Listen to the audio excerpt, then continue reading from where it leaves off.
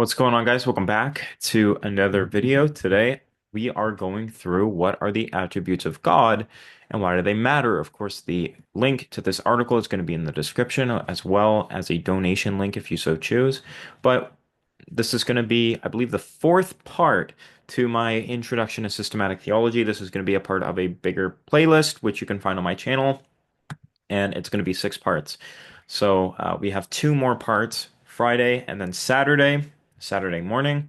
So stay tuned for those. And in the future, what I'm going to be doing is instead of, posting one on a Saturday, I'm just going to be doing 5 videos. I'm going to be doing one Monday, Tuesday, Wednesday, Thursday, Friday, and that's it. I'm not going to be posting things on the weekend because most people on the weekend are not really going to be staying tuned for reading articles. And watching lectures like this. I also might be going back to my 1,000 word article length to sort of beef these up, even though I guess, based on the analytics, the audience retention is only about 10 minutes or so.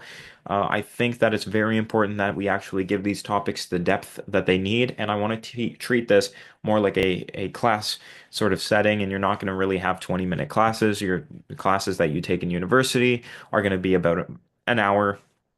I think the shortest at my university when I was in university was 50 minutes, which was kind of in the range. I also might make these videos or these articles even longer, to be about an hour's worth. So maybe 1,500 words to 2,000 words, which starts getting into a second year paper length.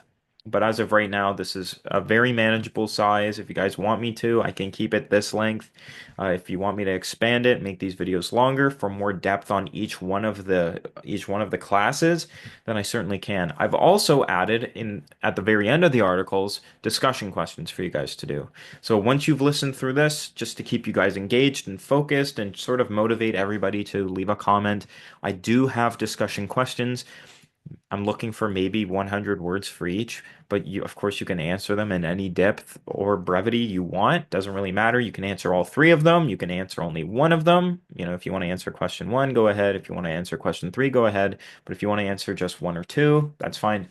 These are here for you to put in the comments. Keep you guys focused on leaving a comment, right? Something that's focused. It'll be sort of engaging, have you think about the material I just went through, and I'll know who, you know, watch the video all the way through because you will be answering the discussion questions, and I'll love to read through those and engage with you guys. Uh, so it's kind of like homework. You don't have to do it. It's an option. But anyway, so yes, this video is going to be what are the attributes of God and why do they matter? This takes 3 minutes to read. Um, I'm probably going to end up stretching this out to be 20 minutes or so. We'll see. 20 minutes to half an hour. We'll see. Um, but before we can understand who God is, we must understand what God is like. This is what the attributes of God reveal. Okay, it reveals his nature, it reveals his perfections, his character. The doctrine of God's attributes is not a mere theological exercise, it's actually the foundation of our worship. If we are to love, fear, to trust, and to obey God rightly, then we have to think rightly about him, about who he is, his nature, his character, right? So theologians have historically divided God's attributes into sort of 2 broad categories, okay? The first one is incommunicable attributes, and the second is communicable attributes. I'm going to get into more depth, but in simple terms, the incommunicable, right, kind of difficult to say, attributes are those that belong to God alone and are not shared with his creatures. So those are things that only describe God, right? Not as creatures. And the communicable attributes, by contrast, are those that God reflects in us. Okay, through though always in a creaturely and finite way. So it's things that we can kind of compare humans and creatures to God, right? But of course, those are in 2 different senses because God is not like his creation and creatures are not like God. But they do share some attributes that are comparable. But the incommunicable ones are the ones that human beings and creatures and creation do not have, that only God has, and that makes him unique from us. Okay? So let's begin with the incommunicable, right? So the first one is aseity. And what you mentioned this a couple of times, I think, in my previous videos, definitely in my last one that I made. right? So aseity is God's self-existence.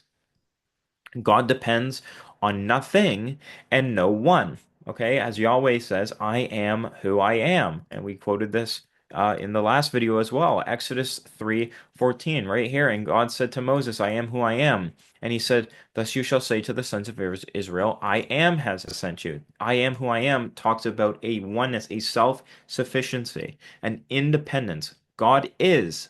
Okay, God is. He doesn't rely on anything else. He is the existence. He is existence, right? He's always existed eternally, right? He exists by his own power for himself, from himself, and for himself, right? So there's nothing that God relies on. Nothing can influence God. Nothing. He doesn't need anything. He just is there. Okay? This is the bedrock of all reality. God is not derived, and he is the source. He's the source of all things, right? He's self-sufficient. He's the foundation for all of reality to be held together. Second is his immutability.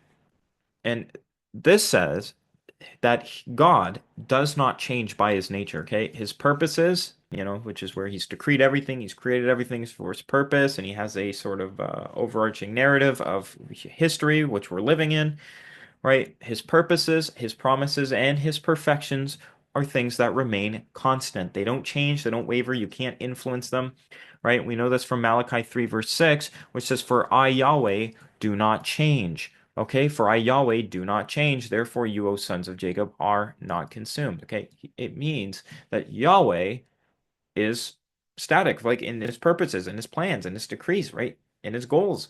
He cannot change. He doesn't let things outside of him change him because they can't. They don't have any power over him. He has complete control over everything, so he doesn't change. He doesn't waver. He doesn't change his mind. And if it appears like that using analogous language, it's for our understanding, it's for us, it's not revealing anything about his actual nature. Okay. If God changes his mind or if it says God repented, he didn't actually repent. It's just from our perspective, he repents and he changes. But in his nature, he actually doesn't. It gets a little complicated, but hopefully we can flesh this out soon. Okay. So he says, I do not change. Unlike us, God is not moved by any uh, moves. He's not moved by moods. He doesn't have mood swings. He doesn't get angry and wrathful and right in an improper, unordered way. Everything is perfect that he does. So his wrath is perfect. His love is perfect. His joy is perfect. His comfort, right? His comforting us and caring for us is perfect. All of that is perfect. And he's not caught off guard. There's nothing that happens in reality that he's not aware of, or there's nothing that surprises him because he's the one who decreed all those things. Those things have their source in him. Okay, he is utterly trustworthy because he is always the same. So we know if he makes a promise, he's not going to change his mind and he's not going to step back. And if he loves us, he's not going to all of a sudden hate us, right? He's the same yesterday, today, and tomorrow. He doesn't change. Okay? So third, we also affirm God's infinity, his eternality, and his simplicity. And I talked about divine simplicity last video as well. God is without limits. Okay? He's without beginning and end. In fact, he is called the Alpha and the Omega, the beginning and the end, because he's there from the very beginning. He's there till the very end. Okay? He is the beginning and he is the end. Okay? He doesn't have beginning or end. He's the source and the cause of all things. Okay? And he's without parts. Remember, I talked about divine simplicity in the last video. Go ahead and check that out, right?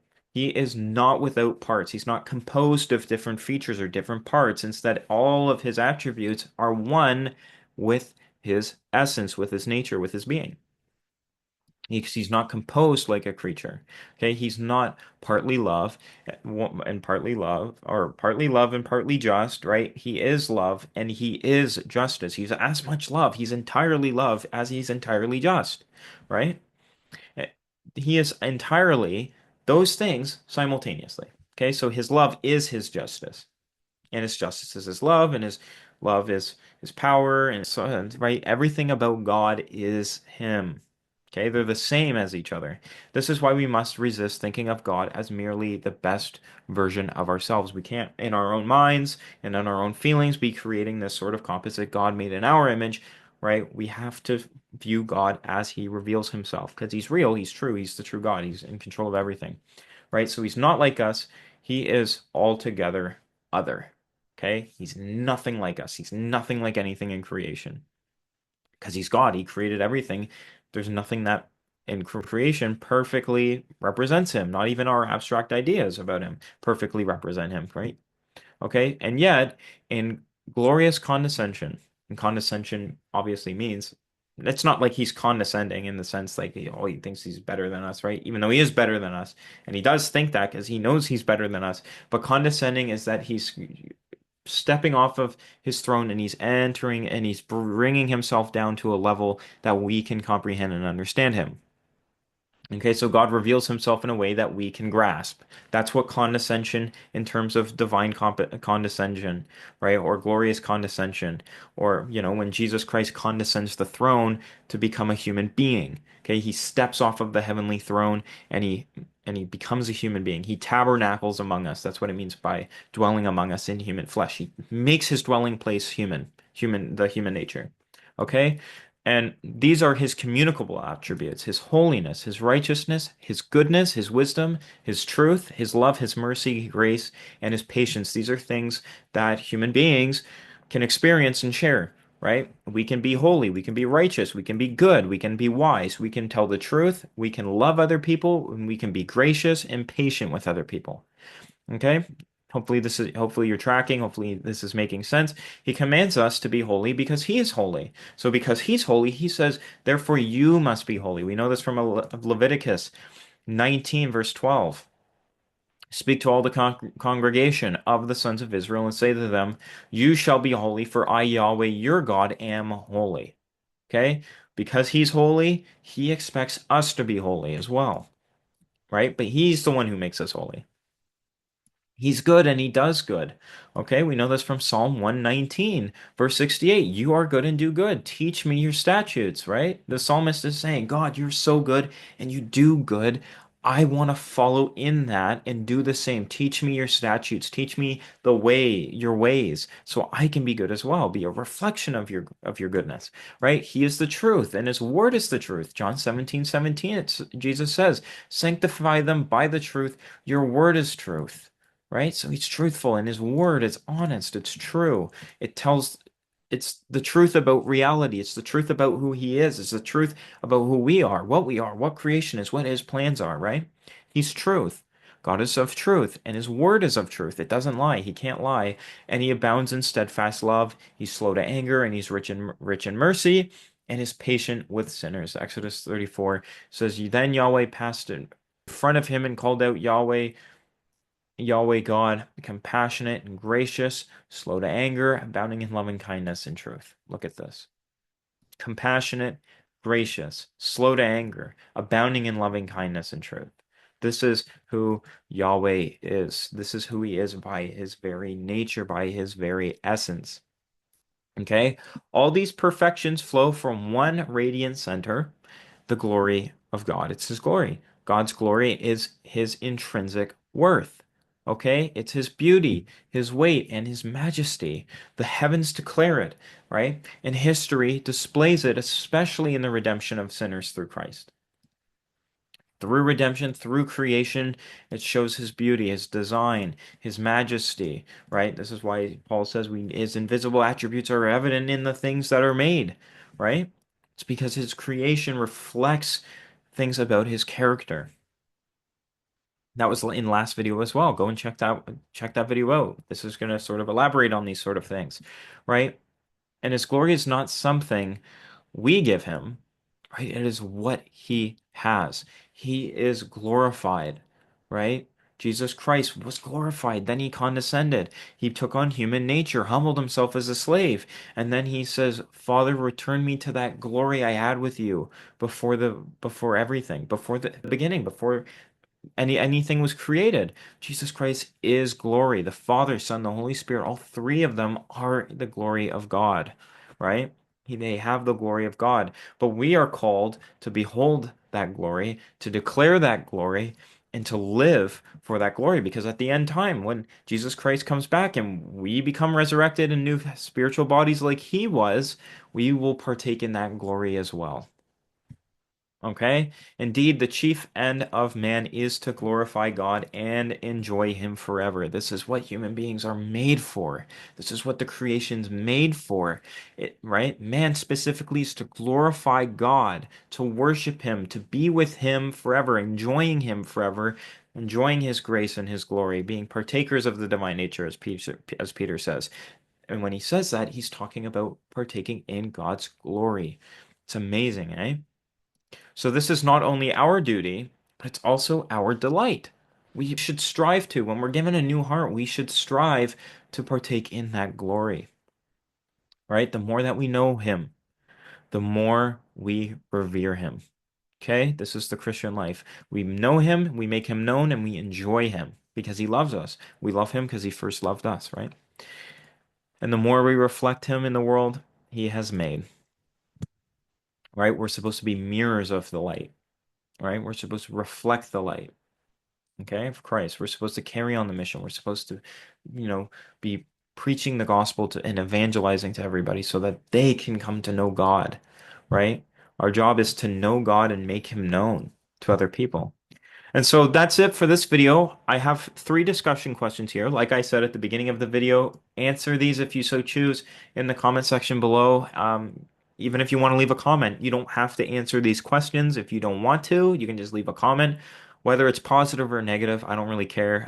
I like the sort of negative ones because they get me thinking, and they make good content for videos because, like I've done a couple of times in the past, I think last week, people would leave sort of contradictory comments or things that were sort of arguing with me, and I made videos sort of refuting those. So please keep those coming because, ironically, the negative comments are the ones that actually keep producing content for this channel. But what I'm going to be doing from now on is I'm going to be creating 5 sort of courses. Each playlist is going to have its own topic, and each of those 5 courses or classes are going to be an aspect of that broader topic. And we're going to be writing articles, or I'm going to be writing articles and sort of teaching this way, and you guys can be engaged. So this article with the questions is going to be in the description below, along with the donation link if you so choose.